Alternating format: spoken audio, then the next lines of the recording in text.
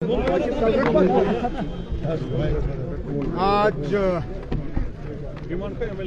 चलो जी आगे आइए ना एमएलए साहब आइए ना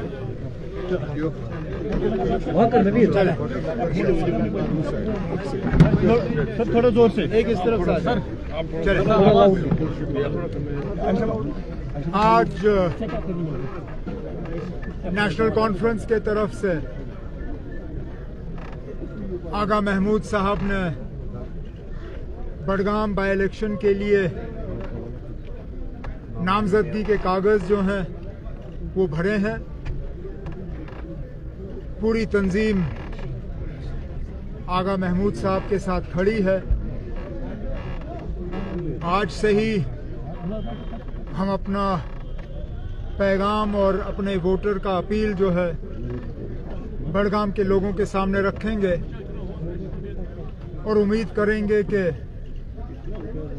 जिस दिन नतीजे निकलेंगे तो आगा महमूद साहब भारी अक्सरियत से यहां से कामयाब होकर बडगाम के लोगों की नुमाइंदगी जम्मू कश्मीर के असेंबली में करेंगे। जनाब फारूक अब्दुल्ला साहब ने इनके नामजदगी के कागज पे दस्तखत किए, लेकिन फैसला अकेला फारूक साहब का नहीं था। फारूक साहब ने अपने तंजीम के तमाम साथियों से मशवरा किया और मशवरा करने के बाद वो इस नतीजे पे आए कि इस बाई इलेक्शन में सबसे बेहतर उम्मीदवार नेशनल कॉन्फ्रेंस के तरफ से आगा महमूद साहब होंगे। और उसी बात का नतीजा है कि आज आगा महमूद साहब ने अपने नामजदगी के कागज भर दिए। कांग्रेस ने इतना वक्त क्यों लगा? क्योंकि नेशनल कॉन्फ्रेंस की लॉन्ग हिस्ट्री है बडगाम में, कभी आप हारे नहीं, इतना कंफ्यूजन क्यों था? कोई कंफ्यूजन नहीं था ना, हम बाकियों के लिए इंतजार कर रहे थे, हमें कोई जल्दी नहीं थी ना। लगभग सारे पॉलिटिकल पार्टियों के उम्मीदवारों ने तो आज भरा है, तो हमने कौन सा डिले किया? ऐसा नहीं है कि बाकी सब पहले दिन आए और हम आखिरी दिन आए, सब एक दूसरे का इंतजार कर रहे थे। तो हम भी इस खेल में अपना खेल जो है वो उसका फायदा ले रहे थे, लेकिन हमने पहले दिन से ही तय किया था ना कि नेशनल कॉन्फ्रेंस के तरफ से इलेक्शन कौन लड़ेगा। लेकिन थोड़ा सा इलेक्शन में एक स्ट्रैटेजी के तहत लड़ा जाता है और हम भी इसमें अपनी स्ट्रैटेजी कर गए।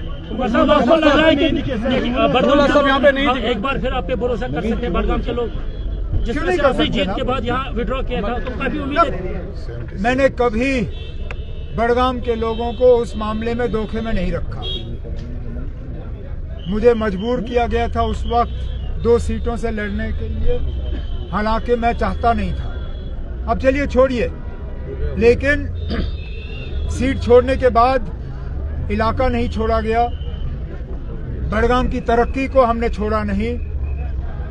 मैं और मेरे साथियों ने पिछले 1 साल मुकम्मल यहाँ पे तरक्की के कामकाज में तेजी लाई और जैसे जैसे कैंपेन शुरू हो जाता है, जिन जिन इलाकों में काम हुए हैं, मैं और मेरे मिनिस्टर हजरात जो हैं आगा महमूद साहब के साथ मौके पे जाके लोगों को बताएंगे कि पिछले 1 साल हुकूमत ने बडगाम असेंबली हल्के के लिए क्या किया है।